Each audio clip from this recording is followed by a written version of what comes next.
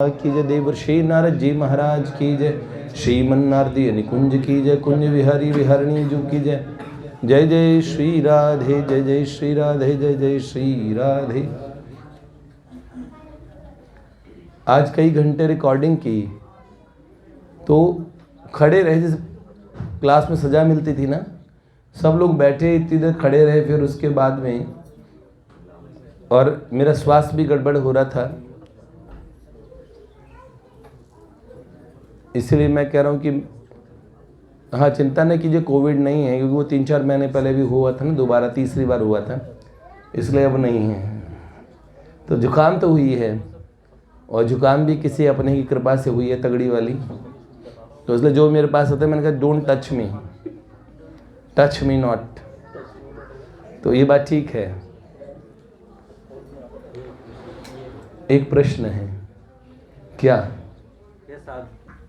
साधक जब गलत काम करता है तो भगवान आकर के उसे रोक क्यों नहीं लेते? अच्छा, हाथ सैनिटाइज कीजिए। आपने पकड़ा है ना, जो मेरे पास आए सैनिटाइजर मेरे पास रखा है, और कीप डिस्टेंस है।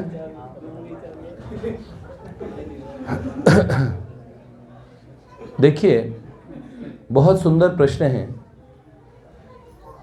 ये, हर साधक का प्रश्न है। जब साधक गलत काम करता है तो भगवान, कई लोगों को प्रश्न है, हम भगवान के प्रेमी हैं, तो हम गलत रास्ते पे चले तो भगवान हमें रोक लेते। हम तो पुकारते थे, प्रभु हम बिगड़ना नहीं चाहते,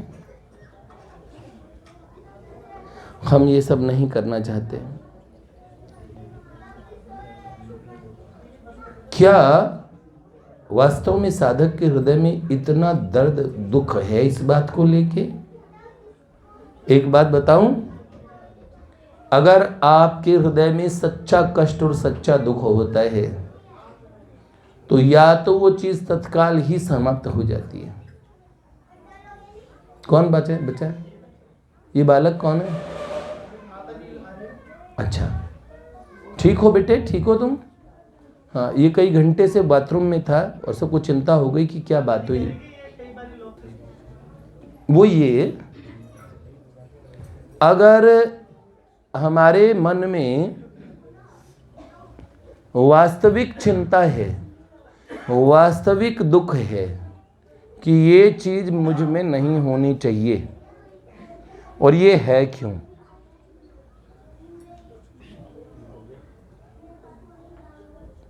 कई तरह की वृत्ति होती है साधक में, आम संसारी की बात नहीं कर रहा बेटे, साधक की बात कर रहा हूं। एक साधक वो होता है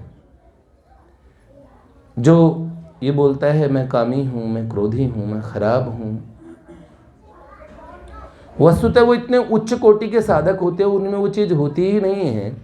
उनमें अपने पूर्व के भी दुर्गुण आते हैं, तो उनको ऐसा लगता है कि मेरे में ये थे, मैं इतना खराब था। तो दैन्य वशात वो कहते हैं, प्रभु मौसम कौन कुटिल खलकामी, मेरे में कितनी खराब चीजें हैं, वो भी हैं। एक साधक है, अजी मैं तो कामी हूं, क्रोधी हूं, खराब। वो इतना चतुर है, वो अपनी इन खराब चीजों को बचा के रखना चाहता है, सब में बताएगा, जताएगा भी, और भगवान के सामने भी सयाना बनेगा कि देखो मैंने तो बता दिया, मैं हूं ही ऐसा, ये मेरी कमी है, मैं जानते हो ना आप मेरी कमी है, मैंने प्रभु आपको पुकारा था, आपने मुझे रोका नहीं। याद रखना, या तो पुकार सच्ची नहीं है, या फिर कहीं किसी हृदय के अंदर में आपकी ये बात बैठी है, आप इन चीजों को बचा के रखना चाहते हैं। पता कैसे चलते हैं हम लोग? अगर तुम मिल जाओ तो जमाना छोड़ देंगे, अगर मिल जाओ तो हम विकार, गंदगी, खराब चीजें छोड़ ही देंगे। एक सौदेबाजी है। वास्तव में इनको आहूत करके जो लोग चले हैं, उन्होंने कभी नुकसान नहीं उठाया। एक बार को कामी क्रोधी भी है ना, भगवान की कृपा और दया का भाजन बन जाता है जो व्यक्ति प्रिटेंड करता है ना, बहुत दिखाता है, भगवान रोकते हैं। आपका प्रश्न है ना, भगवान ने चेतना को, जिसे आत्मा कहते हैं, वो अपना निजांश है भगवान का, भगवान ने उसे स्वतंत्रता दी। जीव यहां भी स्वतंत्र है चुनने के लिए। ये भगवान ने बनाया है ना, क्या? कर्म प्रधान विश्व करी राखा। कर्मों की छूट है आपको। इसके बाद मनुष्य जन्म में ही कर्म शब्द लगता है, पशु पे कोई कर्म नहीं लगता है, देवताओं जैसी उच्च योनियों पे भी कर्म नहीं लगता है। कर्म की जो योनि है वो मनुष्य योनि है। अत्रापि कर्म भूरेषु ततोन्य भोग भूमिया। तो एक बात कहीं आपको, कर्म करने की छूट मनुष्य योनि में है, छूट भी है, स्वतंत्रता भी है। एक बात बोली, भगवान द्रौपदी की रक्षा के लिए आए, उसी समय दुर्योधन के हाथ भी काट सकते थे। भक्त की रक्षा तो कर ली उन्होंने, नियम से जाके किसी भक्त, उस भक्ता की पुकार सही थी, प्रभु आ भी गए, लेकिन भगवान ने दंड विधान नहीं किया, दुर्योधन को भी रोका नहीं। संसार में अनर्थ मचा पड़ा है। अब भक्त कितने सच्चे हृदय से बोल रहे हैं, अपने भीतर झांक के पूछे। प्रभु बार बार रिमाइंडर्स देते हैं। कल मैंने बोला था ना, हे नाथ मुझे गिरने मत देना, मुझे भूलने मत देना। जब जीव पहली बार, कोई भी व्यक्ति आपने से मुर्गा काटता है ना, उसके अंतरात्मा रोती है, अरे रे मार रहा हूं। फिर मारते मारते वो ऐसा कसाई हो जाता है। पहली बार झूठ बोलता है किसी अपने से तो उसे लगता है ग्लानि, फिर वो इतना चतुर हो जाता है, उस आत्मा को मारते मारते ईश्वर बोलते हैं। शास्त्र के माध्यम से कौन बोलते हैं? ईश्वर ही बोलते हैं। गुरुजनों के माध्यम से कौन बोलते हैं? ईश्वर ही बोलते हैं। कौन रोकते हैं? हाथ पकड़ के रोकने की उम्मीद में बैठे हो लाला, इतने बड़े तो हुए नहीं कि आकाशवाणी हो जाए, रुक जाओ रुक जाओ रुक जाओ, मत करो हनी, छोड़ो। वाह, फिर तो कृतकृत्य ही हो जाएंगे। समझ रहे हो? भगवान रोक रहे हैं, अंतर पुकार से भी रोकते हैं। आपका जमीर, जिसे बोलते हैं ना जमीर, अंतरात्मा, वो रोकती है आपको। अनंत महापुरुष, कोई ना कोई महापुरुष आपके जीवन में जरूर आता है, कहता है मत करो भैया ये। एक आदमी डूब रहा था समंदर में, पहले उसे लेने गोताखोर आए, बोला नहीं नहीं भगवान बचाएंगे तो आऊंगा। फिर स्टीमर आई, नहीं आया, भगवान आएंगे। बड़ी बोट भी आ गई, हेलीकॉप्टर भी आ गए, सब आके बोलते थे आ तुझे बचाए। लेकिन क्या बोलता था वो? जब प्रभु बचाएंगे तब। मर गया, डूब गया।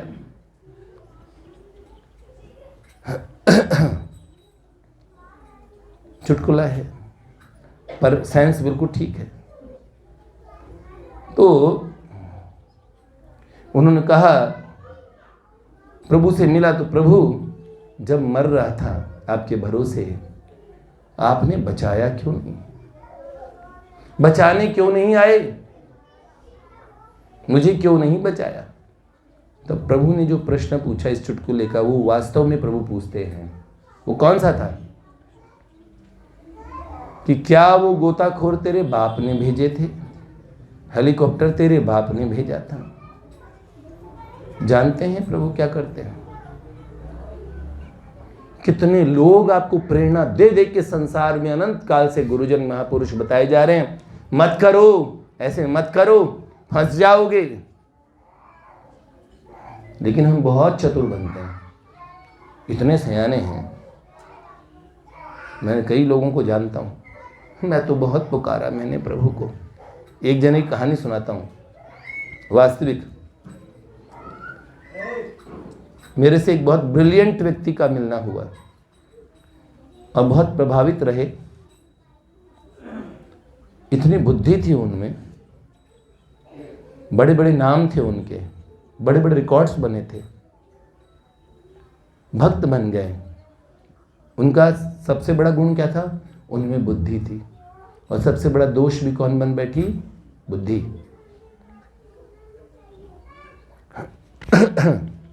बहुत बड़े गवर्नमेंट ऑफिसर बने, बहुत ऊंचे अधिकारी, सीधा एकदम टॉप की पोस्ट पे।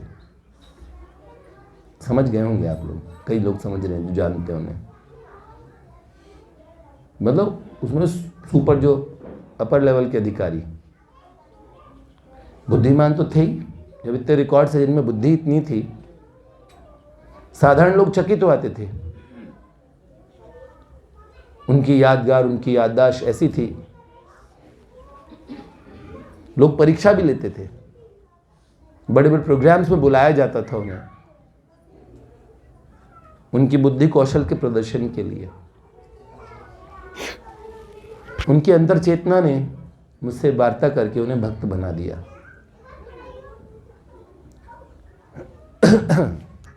एक ब्रेक के बाद बताता हूँ।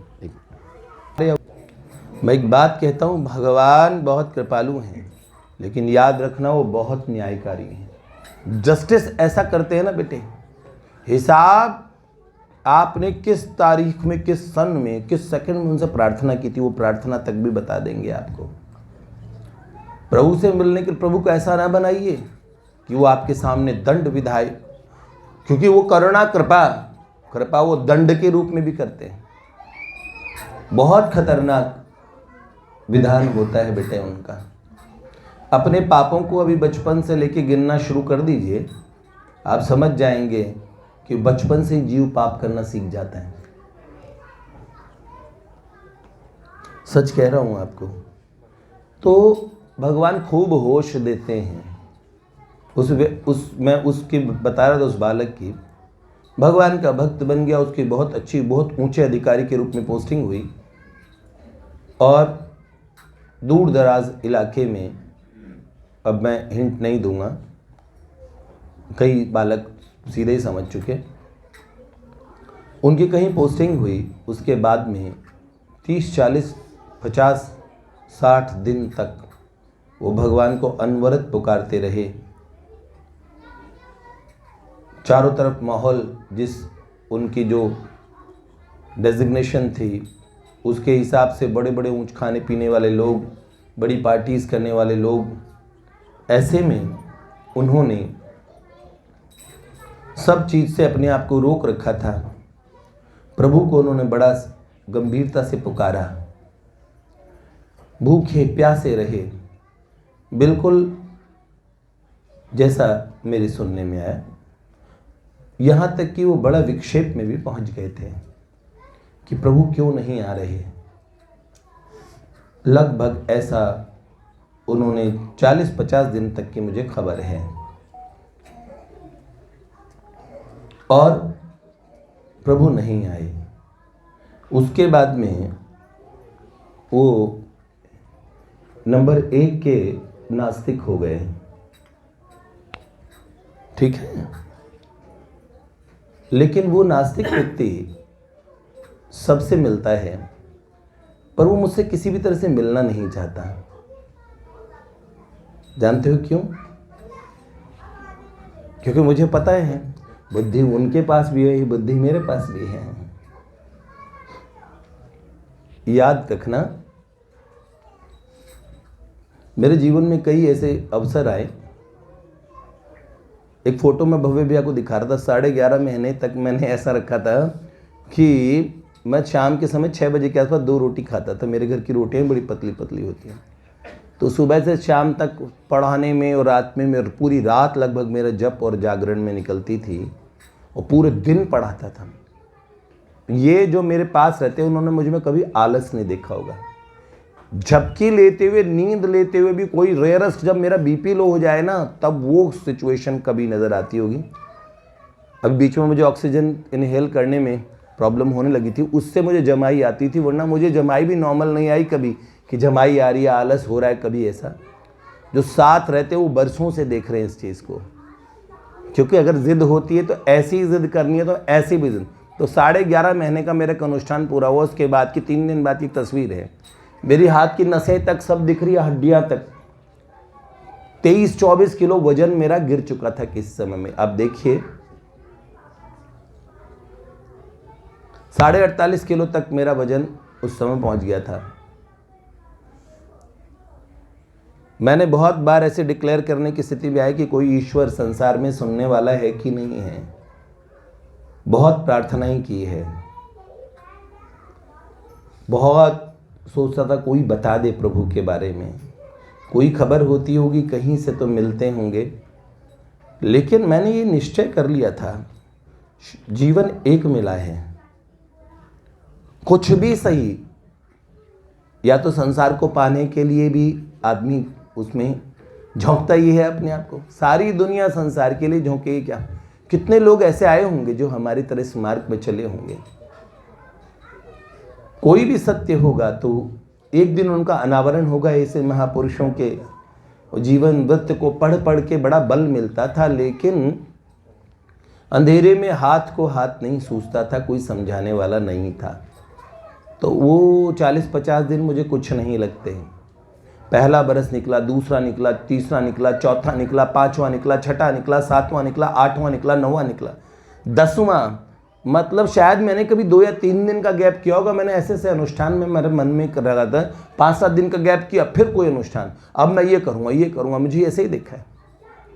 जो साथ में रहे उन्हें पता कि अनुष्ठानों का जो शौक होता है ना, नशा, अब मैं ये कर लूँगा, मुझे ये क्या पता यही देवता मिल जाए, कोई देवता ही मुझे रास्ता बता दे। फिर मैंने तंत्र से लेके जिन सब चीज़ों को बोला था कि ऐसे करोगे तो आपको अचानक हार्ट अटैक पड़ सकता है, आप डर सकते हैं, इस चीज़ से ऐसे खतरा हो सकता है, मैंने सीधा तरीका नहीं अपनाया। मुझे लगा कि प्राणों की बाजी भी लगानी है तो ये चीज़ करनी है, केवल ये जान भर जाऊं कि ऐसे कोई भगवान है। क्योंकि पाप पूर्व जन्म के इतने रहे होंगे कि दिमाग में तर्क बहुत भरे थे।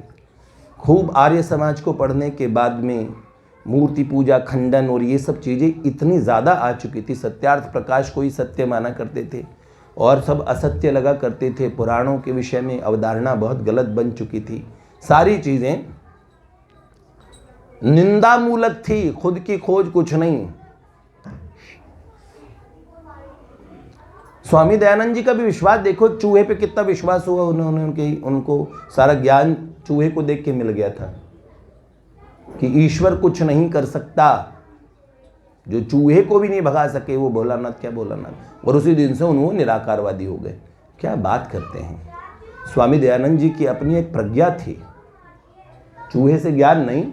भगवान के मार्ग के अलग अलग प्रोफेसर आते हैं, तो कुछ प्रोफेसर भगवान ऐसे भेज देते हैं ताकि सब आत्मनिरीक्षण के लिए मजबूर हो जाए।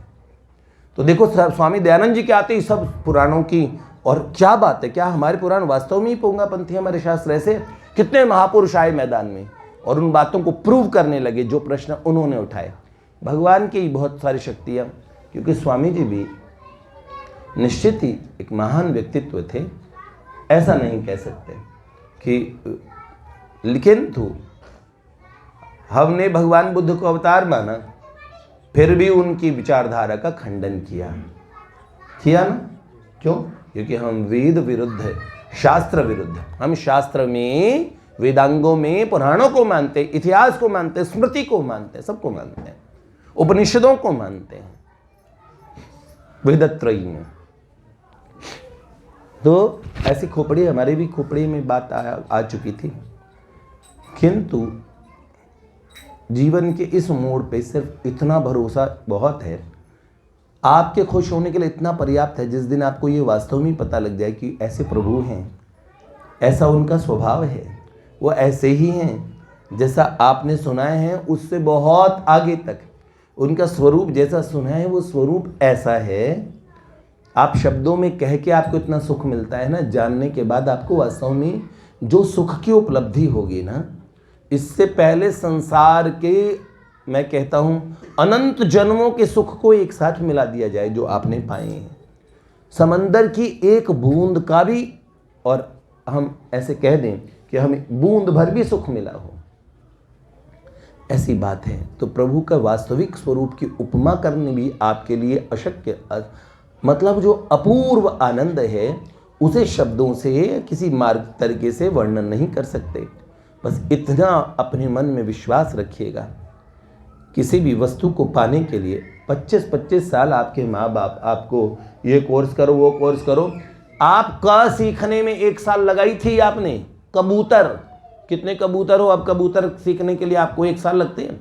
क ख ग की परीक्षाएं देने में इतना टाइम लगा, फिर 2+2 में 2 KG आए, हम KG में आ गए, 2 का पहाड़ा, 3 का पहाड़ा, 4 का पहाड़ा, अब लगता कड़ा तुम्हें है?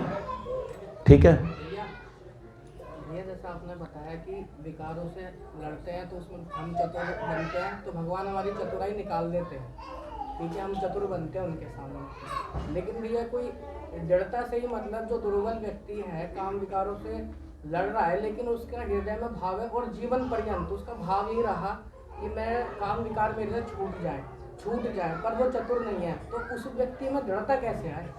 देखिए वो चतुर नहीं है, वो ईश्वर से चाहता भी है, ये बात है। एक बार बोलो दृढ़ता कैसे है, फिर आप जरा सी भी चालाकी मत कीजिए, कम से कम हरि गुरु के सामने सच्चे हो। मैं भगवान को चुपके चुपके बताता हूँ, सुनो, गुरुजनों के सामने जो कई बालकों को देखता हूँ, मैंने एक जने को और समझाया, क्या बेटे क्या चल रहा है, उसने बोला उस समय आपको बहुत आपसे प्रार्थना कर रहा था। मैंने कहा बुद्धू, मैं कोई तस्वीर में तो हूँ नहीं, तुझे प्रार्थना ही करनी थी तो मुझे फ़ोन करके प्रार्थना कर देता, कान पकड़ के तुझे खींच लेता। क्यों? क्योंकि ये जो भैया है ना, ये हमारे द्वारा हमारी बात के बीच में, हमारे उस मंसूबे के बीच में भैया आ जाएंगे। सुनिए, चालाकी इसे कहते हैं। ईश्वर आ जाएंगे, स्वीकार करेंगे? क्या बकवास करते हैं, क्या झूठी बात करते हैं, क्योंकि आपको भरोसा है कि वो रोकेंगे नहीं है बाप को। आप जो चाहे कर सकते हो, आपने ईश्वर के पास अर्जी भी डाल दी। एक जैसे टुकड़ा होता है ना, कोई आएगा उसे भी फेंक देंगे, उसे भी चुप करा देंगे। ये अधिकारी आएगा 10,000 उसे देंगे, ईश्वर को भी मुंह बंद करा देंगे प्रार्थना का टुकड़ा फेंक के, ऐसे करेंगे। तो ये सब है ना, ये छल, ये धूर्तता जब तक भीतर है तब तक तो कभी आपका कुछ हो नहीं सकता। अनंत जन्मों से ऐसे ही लगे रहेंगे। बेटे बहुत इनोसेंट बनना पड़ता है, बार बार वस्तु स्थिति को समझो। कुछ बात कहता हूं मैं आपको, मैंने इतने विवाहित लोग मेरे पास में आए हैं, आप देखो आए दिन ये समस्याओं के सुलझाने के अंदर में मैं सोचता हूँ भगवान, हमने वैवाहिक धर्म में भगवान ने ऐसे प्रवेश नहीं करवाया, लेकिन इतनी बुद्धि दी कि वास्तविक अन्वेषण कर सके कि समस्या कहाँ आ रही है। मैं समझता हूँ संसार में इतनी भीषण चीज मची पड़ी है, जो ये लोग सोच रहे हैं, चाहे विवाह से पूर्व हो चाहे विवाह से बाद हो, अपने जीवन के, और ये जो जब सितार बजाते हो तो उसकी तंत्रिकाएं होती हैं, उसको कसना तो खुद ही पड़ेगा। बहुत न कसिए, तो बहुत न कसने का मतलब क्या है, एक सही उपयुक्त गृहस्थाश्रम का जीवन अपना लीजिए, अच्छे से जीवन जिए। लेकिन बहुत ढीला छोड़ेंगे ना तो बहुत बदरंग आवाज आएगी, बहुत टाइट करेंगे तो टूटने का डर है। महात्माओं को तो वो तो कोई और चक्की का आटा खाते हैं बेटे, सच में पैदा हम लोगों में ही होते हैं, लेकिन विशेष जिनमें ये चीज़ कमी नज़र आती है ना, उनको पहले ईमानदार बनना चाहिए। बार बार एक बात बताऊं, मैंने देखा जो ऐसी बातें, ऐसी बेवकूफ़ाना, ऐसी मूर्खाना बातें उन लोगों में जो सत्संग को आदर ही नहीं करते। वास्तव में जो सत्संग में जीते हैं ना, थोड़ी देर में ऐसा क्या पढ़ लूँ प्रभु जिससे मैं आपकी तरफ हो जाऊं। विकार हमेशा विकार नहीं होता, हमेशा हम क्रोधी नहीं होते, कभी क्रोध आता है हर समय। अभी मुझे गुस्सा आ रखा है, गुस्से वाला भी दिन के 23 घंटे में 24 घंटे में मुझे लगता है कोई गुस्से वाला ज़्यादा से ज़्यादा गुस्सा करेगा तो टोटल टाइम मिलाएगा तो 1 से 1.5 घंटे तक गुस्सा रह सकता है, बाकी टाइम वो साधारण भी रहता है।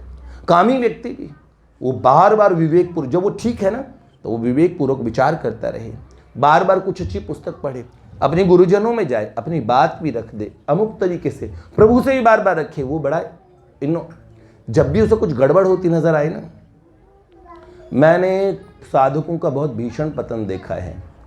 एक बात मैं आपको कह दूं, मेड़ता में गया था तो एक 85 से 90 के बीच में एक व्यक्ति थे। उन्होंने कहा इतने बच्चे पोते हैं उनके, लेकिन उनके इतने विकार है उनकी बुद्धि में, कह रहे मैं कैसे अब निर्दोष बनूं। मैंने कहा अब तो राम राम राम राम राम कीजिए 24 घंटे, क्योंकि अब की बार बाजी छूट गई ना तो सीधे ही आपकी पशु योनि की व्यवस्था होने वाली है। क्योंकि इस तरीके के विकारी पुरुष को देखो, सुनो, मैं दुर्बल हूं, मैं बेचारा अज्ञ हूं, जो कहते हैं ना गधा बनाते हैं भगवानों से, ऐसा नहीं होता। एक इनोसेंट व्यक्ति है, वो प्रयास रखता है, चेष्टा में कमी नहीं है, कोई बात नहीं, 1000 नहीं करोड़ बार गड़बड़ पे भी भगवान क्षमा करेंगे, उसे याद रखना। उसकी चेष्टाओं में कमी नहीं, उसके पुकार में कमी नहीं, उसने कहीं से कहीं छल नहीं किया। कई लोग बड़े छली होते हैं, प्रलोभन आते हैं ना उसी समय। गुरुजनों के पास हम क्यों आते हैं? जब ये उन लोगों की बात है जो संसार में, जिनके गुरुजन नहीं है, कोई सर पे माई बाप नहीं है समझाने के लिए, पर जिनके पास गुरुजन है, और उन गुरुजनों से भी हमने आपकी तस्वीर ली थी, उसके सामने हमने बहुत प्रार्थना की थी, अरे जिंदा पूरे पड़े हैं, तुम्हारे 2 कान से सुनते, जबान से बोलते हैं, सही से समझा सकते हैं, पूछ लो, बोल देंगे, ऐसा मत करो, मान लेना। बताओ, जिस चीज का प्रलोभन इतना ज्यादा है ना, दूसरी चीज का आदर इतना क्षीण है, उसे आप पैरों के नीचे कुचल के बड़े। तो इसलिए मैं आपको कह रहा हूं, एक तो संसार ने ऐसा बाजार लगा दिया है जो बहुत गलत है, उसे सही प्रूव किया जा रहा है, सही प्रूव किया जा रहा है। एक जने ने मेरे बच्चों से जॉब जहां करते थे 3-4 बालक, तो उनके बॉस ने प्रश्न भिजवाया था। प्रश्न इतना वाहियात था, लेकिन फिर भी कह के बता रहा हूं। उन्होंने वो विवाहेतर संबंध के ऊपर बात कर रहे थे, वो खुद विवाहित हैं, किसी और विवाहिता स्त्री से वो कह रहे अगर कोई किसी को प्रेम दे और वो विवाहिता स्त्री खुश है तो सभी प्रसन्न हो, किसी को प्रसन्न करना, तो ये तो बहुत अच्छी चीज़ है, इसमें क्या खराबी है? तो मेरे से प्रश्न बुझाए, मैंने कहा गलत जगह पूछ लिया है प्रश्न। मैंने कहा देखो, उनको जाके अपने सर जी को कहो, पूछो, आप मानते हैं प्रसन्न करने के सिद्धांत को पूरी तरीके से? उन्होंने बोला हाँ। मैंने कहा क्या ये सिद्धांत अपनी पत्नी पे, अपनी माता पे, अपनी बहन पे लगाते हैं? इतने हम ढोंगी हैं, इतने हम दुष्ट हैं, स्वयं पापी हैं, अपने निज जनों को जानते हैं। उस समय कहे नहीं ये ठीक नहीं है, क्या समझाएंगे? अपने जीवन संगनी को आप क्या समझाएंगे? नहीं तुम ठीक रहो, मैं गड़बड़ चलूं। क्या बात है, क्या बात है। याद रखना, मनुष्य ही होता है।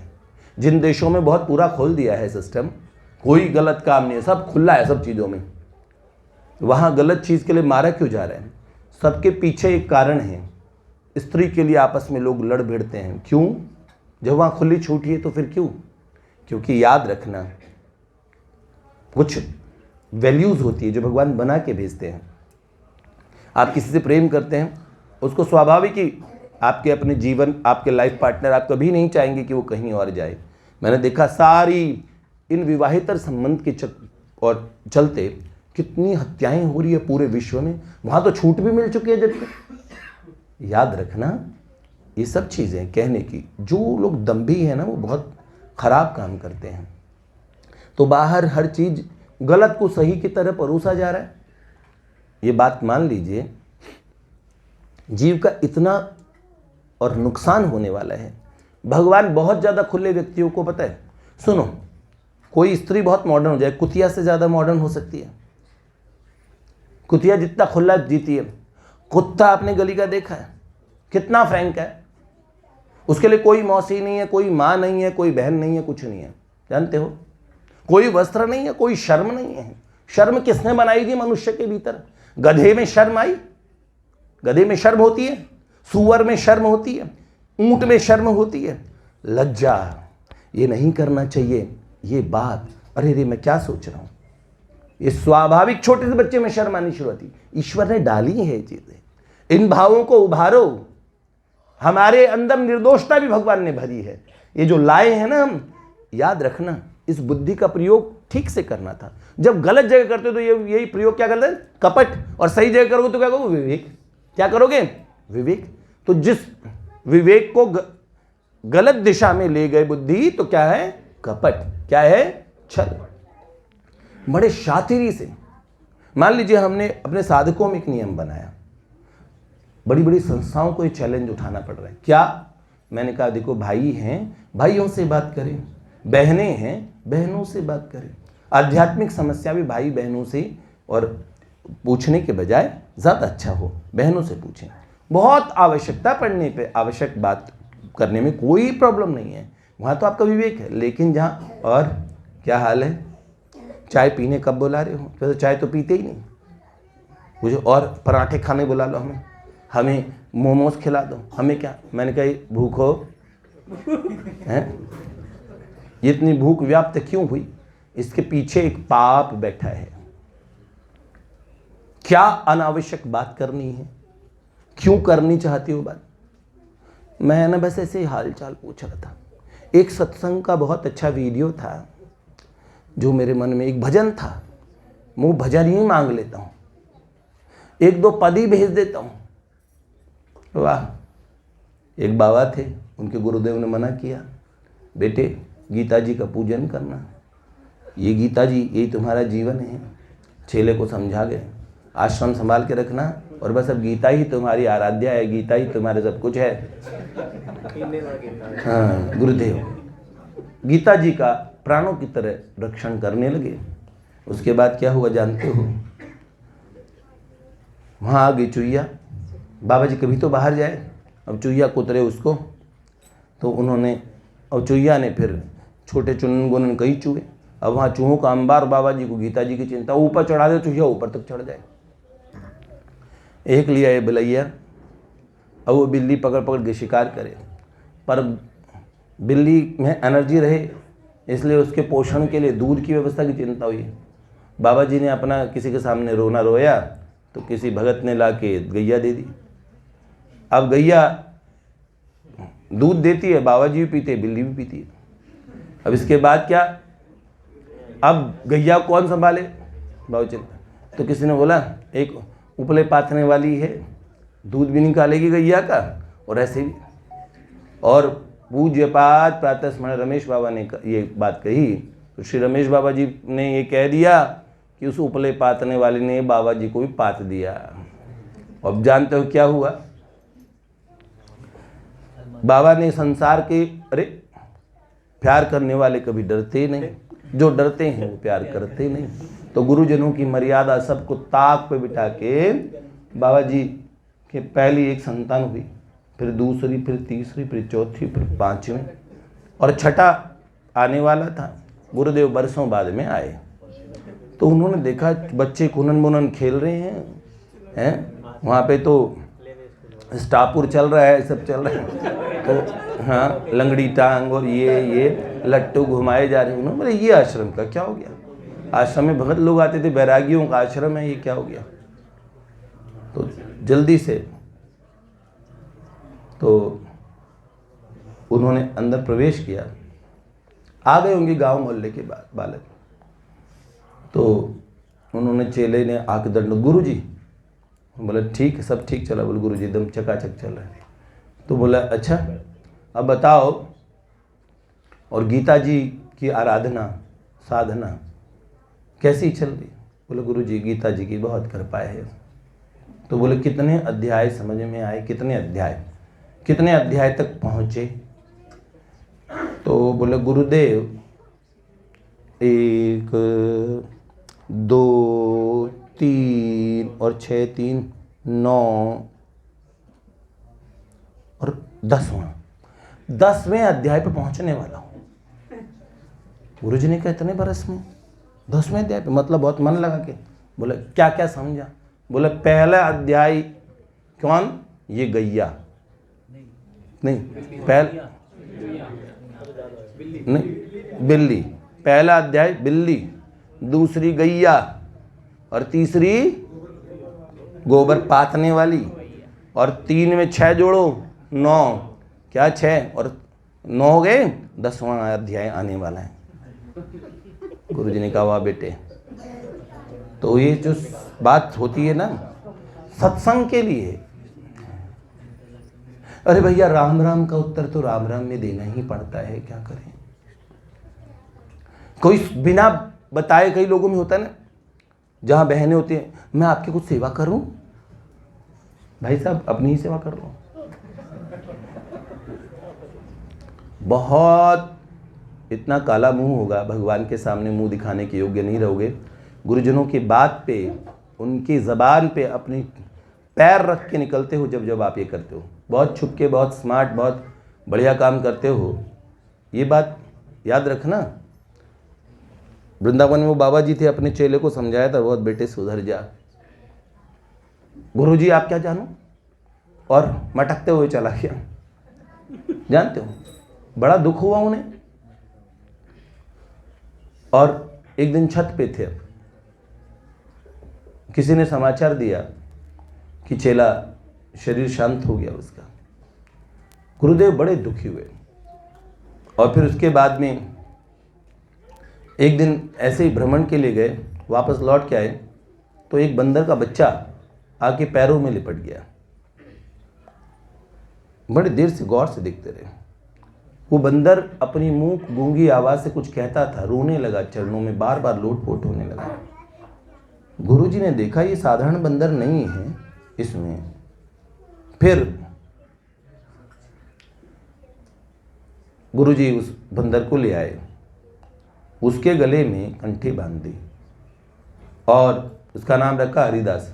बड़ा प्रसिद्ध बंदर हुआ ब्रिज में। वो संतों की जूठी पत्तल में से भोजन करता था, एकादशी रखता था, भगवान की कीर्तन में तालियां बजाता था, आनंद पूर्वक नृत्य करता था, ना आने जाने वालों कुछ नहीं, और बड़े बड़े संतों को दंडौत प्रणाम करता था। तो महात्मा आते थे उन्हें प्रणाम करता था, जूठी पत्तलों में से शीत प्रसादी पाता था।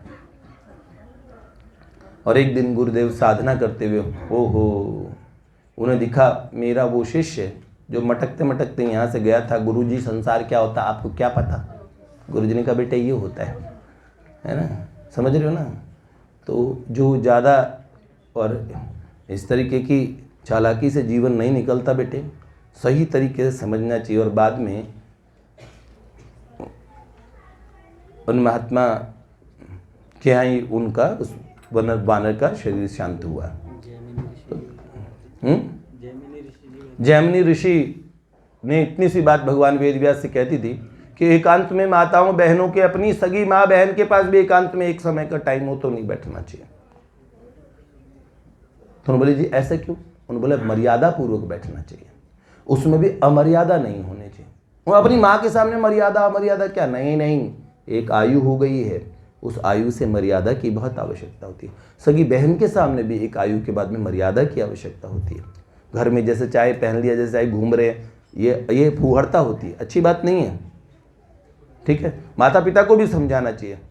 बहुत आयु हो जाए तो बेटियों को भी माता पिता बोले इस तरह रहे, बेटों को भी समझाए, ये तरीका नहीं है, ऐसे नहीं रहो। थोड़ा डिसिप्लिन सिखाना चाहिए ताकि आगे बहुत अच्छा परिवार की एक संरचना होगी। अब क्या बाद में ये बात जैमिनी ऋषि को समझ नहीं आई और इसका बड़ा नुकसान उठाना पड़ा उन्हें। फिर कभी सुनाएंगे। लेकिन इतनी सी बात जो हम ये कहते हैं ना कि सावधानी रखो, सावधानी हटी दुर्घटना घटी। और ये बात है कि अपना जो स्थान है ना उसकी पवित्रता का मूल कारण क्या, हमने छोटी छोटी चीज़ों पे नियम बनाए, ऐसा नहीं करो, ऐसा करो, ये बात ठीक नहीं है, ऐसा करोगे तो।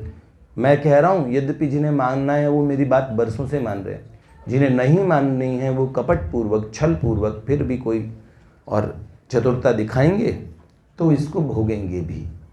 याद रखना भगवान के तो सर्वतोक्षी सर्वतोमुखम, सब जगह उनके नेत्र हैं, इसलिए ऐसे चतुरता में कोई लाभ नहीं।